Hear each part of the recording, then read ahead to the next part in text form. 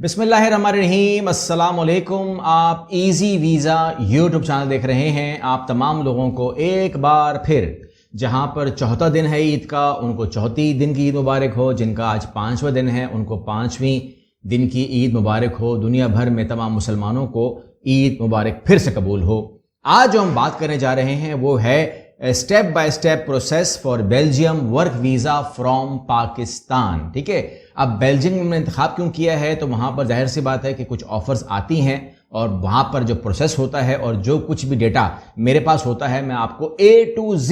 देखें, ये वीडियो बनाने का मकसद ये है कि आप लोग अगर खुद अटेम्प्ट करना चाहते हैं तो आपके पास प्रोसेस भी आ जाए, डॉक्यूमेंट्स की लिस्ट भी आ जाए, आपके पास वेबसाइट भी आ जाए, रिक्रूटमेंट कंपनीज भी आ जाएं और आपको खर्चा भी मैं बता दूं पूरी वीडियो में ना। अगर आप पूरी वीडियो देखेंगे तो आप उसको समझ करके अपना काम कर सकते हैं। अदरवाइज जो है, जो लोग नहीं कर सकते, सिर्फ वो लोग ही हमसे रब्ता करें। तमाम लोग रब्ता ना करें, वही लोग खाली रब्ता करें जो कहते हैं कि जी हमें आपसे करवाना है, तो हम उनको सपोर्ट दे देंगे। यहां पर सबसे पहले मैं आपको इन्फॉर्म कर दूं कि अगर आप नीचे डिस्क्रिप्शन बॉक्स में जाएंगे तो आपको यूरोस नजर आ जाएगा। ऑफिशियल यूरोपीय यूनियन की पोर्टल है जो आपको सरकारी तौर पर हेल्प करती है। इसके अलावा इंडीड लिखेंगे तो इंडीड बेल्जियम लिखिएगा, स्टेप स्टोन है बेल्जियम लिखेंगे, जॉबट है, इसके अलावा मॉन्स्टर बेल्जियम लिखेंगे। एक गलती लोग करते हैं, लोग सिर्फ लिखते हैं मॉन्स्टर, तो मॉन्स्टर नहीं, जब आप बेल्जियम पे काम करोगे तो मॉन्स्टर बेल्जियम लिखोगे।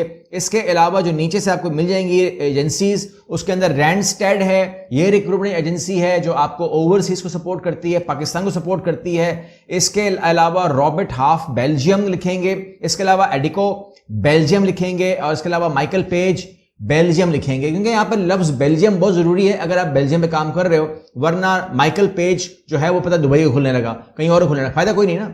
अब आप बोलेंगे यहां तो कोई ऑफर है ही नहीं, ये मैंने देखा, ये सब फेक है, ये सब झूठ है। तो इसलिए होता है क्योंकि आपने सही जगह पर पहुंचे नहीं है। जब आप माइकल पेज बेल्जियम लिखेंगे तो आपके सामने वही चीज आएगी जो आपको मैं बता रहा हूं इस टाइम, जो ओपन सोर्स से लिए जा रहे हैं। मैं आपको कोई छुपा के नहीं दे रहा, कोई राज नहीं है, ये तमाम चीजें आपके सामने ओपन है। अच्छा, इसके अलावा कहते हैं कि जब आपको आपका प्रोसेस सक्सेस कर जाता है, आपके पास एक प्रॉपर जो है शुरू में स्टेप वन में आपके पास एक प्रॉपर ATS अप्रूव्ड CV होती है। अच्छा, यहाँ पर एक कंफ्यूजन और भी है। मैंने कमेंट्स देखे तो मैं बड़ा शॉक्ड हुआ। मैंने कहा यार, मैं इसलिए बता रहा हूं ताकि जो लोग खुद अप्लाई करना चाहते हैं वो कंफ्यूज ना हो, क्योंकि ऐसे कमेंट्स कंफ्यूज करने के लिए होते हैं। वो कहते हैं कि जी यूरोप पास CV अलग होती है और ATS अप्रूव्ड अलग होती है। तो भाई बात यह है कि ये चीज आप कह क्यों रहे हैं, क्योंकि मैंने आपसे कहा है कि मैंने यूरोप पास CV तो कहा ही नहीं है। मैं कहता हूं यूरोपियन स्टाइल CV। अब मेरे लफ्जों को आप जितना चेंज कर रहे हैं, आप पुरानी वीडियो उठा के देख लें। मैंने कहा है कि यूरोपियन स्टाइल CV होनी चाहिए जो हजारों फॉर्मेट में अवेलेबल है। ठीक है, बात समझ में आ रही है। ATS अप्रूव्ड अलग मैंने बताया आपको, तो इसलिए यूरोप पास के मैंने कभी भी नहीं जोड़ा इसको। आप पुरानी वीडियो सब के सब अवेलेबल आपके पास हैं, तमाम देख लीजिएगा। कंफ्यूज मत होइएगा, क्योंकि कंफ्यूज किया जाता है आपको दिल खराब करने के लिए, वटेवर जो भी है। लेकिन बहरहाल यहां पर आपने दिमाग में रखना है कि मैं आपको जो अथॉरिटीज हैं जहां पर ये प्रोसेस होगा उसके बाद, वो मैं आपको तीनों लिंक जो है, जो फ्लैंडर्स का है वो भी आपको मैं नीचे दे रहा हूं, वो ले लीजिएगा। अगर ब्रुसेल्स से कर रहे हो तो ब्रुसेल्स का भी नीचे दे रहा हूं आपको, और वॉलोनिया का करना चाहते हो तो वॉलोनिया का करना, नीचे आपको कमेंट मिल जाएगा, वेबसाइट आपको मिल जाएगी। आपका अगर ब्रुसेल्स से काम हुआ है तो ब्रुसेल्स के लिए फॉर एग्जाम्पल ब्रुसेल्स -economy-employment.brussels में ही जाएंगे तो आपका काम होगा। प्रॉपर अप्लाई करना है, ठीक अप्लाई करना है तो गलती नहीं होगी। आपको पता होना चाहिए कि जब आप ये कहते हैं ना कि फॉर एग्जांपल बेल्जियम, तो मैंने कभी भी नहीं कहा कि जी बेल्जियम डायरेक्ट बेल्जियम के अंदर भी आपको पता है कि शहर हैं, सूबे हैं, मामलात स्टेट्स होती हैं, तमाम चीजें होती हैं।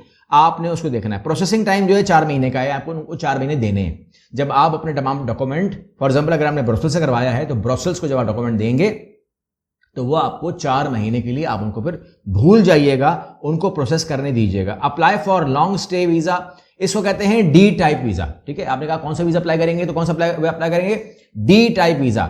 डॉक्यूमेंट जो है वो मैं नीचे दे दूंगा, वो भी दे दूंगा, लेकिन बहरहाल आप नोट कर लीजिएगा। वैलिड पासपोर्ट होना चाहिए, कम से कम 12 महीने का पासपोर्ट में चेक कर लीजिएगा। Belgium work permit approval letter होना चाहिए, job contract from Belgium employer होना चाहिए, proof of accommodation in Belgium, police clearance certificate, medical certificate, visa application form, passport size photos, proof of sufficient fund. ये तमाम चीजें आपके पास हाथ में होनी चाहिए। जो भी चीज कम है वो देख लीजिएगा। Attend a visa interview and submit biometrics, और उसके लिए आपको मैं VFS बेल्जियम पाकिस्तान की वेबसाइट दे रहा हूं, नीचे वहां से ले लीजिएगा।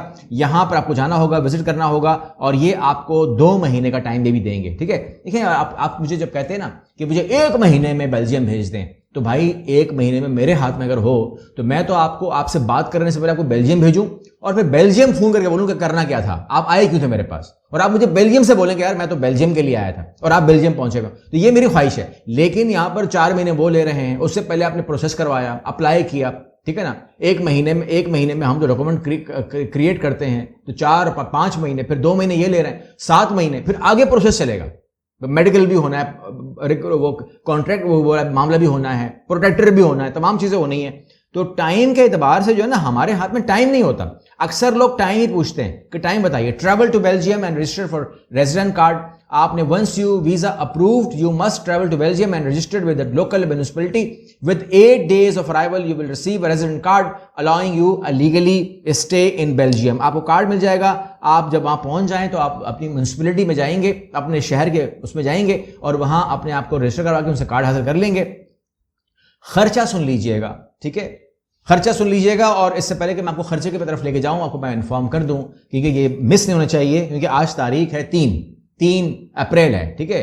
7 अप्रैल को तो मैं वो करूंगा, फ्लाई करूंगा। 8 अप्रैल, 9 अप्रैल, 10 अप्रैल, पहले इस्लामाबाद फिर लाहौर, ठीक है। तो आप तमाम लोगों से मैंने कहा है कि जो लोग पर्सनल 1-to-1 सेशन बुक करवाना चाहते हैं वो बुक करवा लें, ठीक है। टेक्निकली मैंने कहा था कि जब आप लोग बुक करवा लेंगे तो आपकी ये 1-to-1 सेशन फ्री नहीं है, लेकिन मैं आप लोगों को जब मिलूंगा तो मैं आपको जो ऑफर करूंगा उसके मुताबिक आप लोगों को ये सेशन जो है वो फ्री पड़ जाएगा।